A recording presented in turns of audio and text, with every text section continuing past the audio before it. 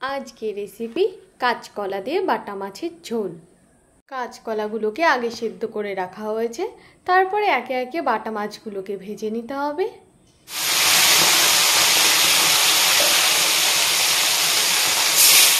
তারপর কড়াইয়ে জিরে ফোড়ন দিতে হবে।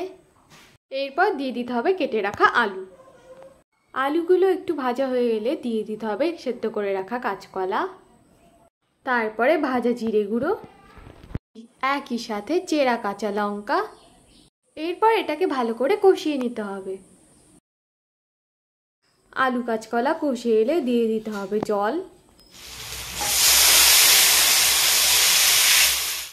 স্বাদ মতো নুন, দিয়ে দিতে হবে হলুদ। ঝোল ফুটে এলে ভেজে রাখা মাছগুলো দিয়ে দিতে হবে।